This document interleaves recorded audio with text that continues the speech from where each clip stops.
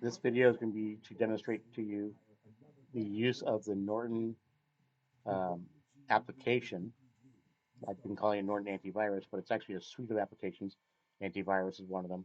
This next one is going to be about Norton VPN. V as in Victor, P as in Papa, N as November. It stands for Virtual Private Networking. And the reason why this is important to you is while you're living in your neighborhood, with the trailer park basically, and you have that free Wi-Fi to your whole uh, neighborhood, you don't want people in other um, trailers, other homes on that same public Wi-Fi looking for your files and getting access to the data or whatever. Okay, so what we're going to do is confirm a few details about the Norton VPN and then show you how to turn it on to make use of it. Now, me, here in my home, I've already got all the protections I need, so I don't use it Norton VPN at home. But when I take this laptop during my business travel next week, I will be using Norton VPN when I'm connected to the Wi-Fi at my hotel room. Okay, so let's get started. Last time we said you could click either this icon, making sure that it says Norton 360, like right, that little green flag that pops up, or you can click this one. So I'm going to double tap this guy here, open it up. Here we are. Now, the next thing is to click on the security shield again. And what we're going to do is confirm some configuration details about advanced security. So we click on this little tab and look through basically these three subsets of data: computer, computer. Norton antivirus is turned on. We demonstrated that before. Auto protect, behavioral protection, email protection, block malicious scripts, exploit prevention, ransomware protection. This one's really important. And sandbox. This one is where somebody gets access to your hard drive across the network or whatever, or even the internet, and then they encrypt your data against your will that belongs to you, and then they ransom the access to that data. And this never really works out, believe it or not. This has been a major problem in the IT field where, like hospitals or the Colonial Pipeline right here in Virginia, um, these corporations got their data encrypted on their own servers, but not with their control. So make sure this always has a green check mark, always, without exception. Sandbox is important. Scroll down a little bit further, you see this network tab. When I scroll a little bit enough, this will turn right here. Right? See that? The network's basically front and center. Smart firewall. This keeps people out of your laptop on the net from the network perspective, unless they are on your home network. And this is why you use VPN, because we want to keep them out of your laptop when you're on publicly available networks that you can connect to. If you were on your own home Wi-Fi like I am, then this wouldn't be critical. But I even use this for myself, even if I'm not on a public Wi-Fi. So make sure that's green check mark. Scrolling down a little bit further, Wi-Fi security, intrusion prevention, also important.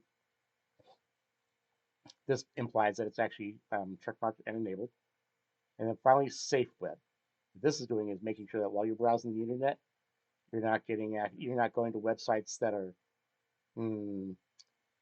not inappropriate. I mean, let's be honest, porn sites are inappropriate, but they're also not safe to you. But there are other websites that look perfectly acceptable to go to, and you find out, whoa, this website's known to be a problem. Nefarious actors actually control this website. They put all kinds of viruses and malicious code out on there, and you might accidentally download it doing something to try and help out Phoenix. So you want to make sure this is turned on so that when you're browsing things on the internet or you're getting ready to click on links in your email, this blocks it. Okay. And of course, these two, the safe web checkmark turned on and the downloaded intelligence, that's the one that helps you when you're on a website. It looks out to make sure that just before you click that link, it goes whoop, whoop, whoop, throws some color on the screen and says, do not click this link. That's what that's for. Okay. So again, we can click here on security, or we can click on the shield. So I'll click on security this time. And then what we're going to do now, this is important to pay attention to, we're going to go over to privacy. You got safe cam. I have it turned off because I don't really need it to protect me. Privacy monitor, that might be a good thing, but that's really about looking out for your email address and your um, cell phone number and so on. Basically, it's looking on the dark web for any of your personal information. Make sure that nobody's gotten it and taken advantage of it, whether it's through hacking your mobile telephone services and your phone numbers associated with your name and your address. So that might be a reason to turn it on for you. I don't need it because I have other stuff I'm doing to manage that for me. But when you are in your neighborhood right now where you live, you want to make sure that this is enabled. So what you would do is click on VPN is off, or if it's already turned on your laptop, it should look like this. And then you'll see this flag pop up, but only when you click this little toggle button. So I'm going to go ahead and close that window. Actually, it kind of timed out already, which is fine. And then click the open button. The previous screen had the green check mark. That's the same thing as this place. And then when you're at home and you get this laptop and you're working with it, you want to click on change location. And then you want to click here, fastest location or P2P optimized region. And what it's going to do is find the one closest to you where you live in the state and city where you live. I'm purposely not saying that out loud. Just scroll down here though and go to United States, like I already have it. Click on that. And this right here is the IP address through which you are being represented. The real IP is the IP address of your Wi-Fi router. In your case, in your neighborhood with the Wi-Fi access in your neighborhood, you'll get an IP address assigned to you. But this one, the 3.236, whatever it is there for you, will actually be the one that's being represented to allow you to connect to another network and establish what's called a VPN tunnel. So that instead of your data flying across the Wi-Fi in the clear or across a wire in the clear, it's actually going to be protected through this virtual tunnel.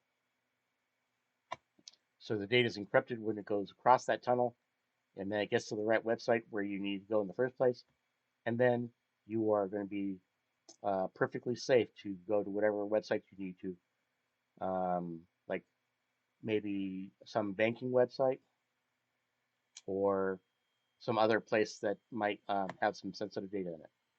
Okay, and I need to teach you about another thing I just realized is involving websites with the TLS certificates to make sure that you are going to a website that is going to authenticate you. So that'll be, again, another video. But for the time being, this turned on, this assigned, we are looking good right there. Okay? And that's it. I'm going to go ahead and end this video.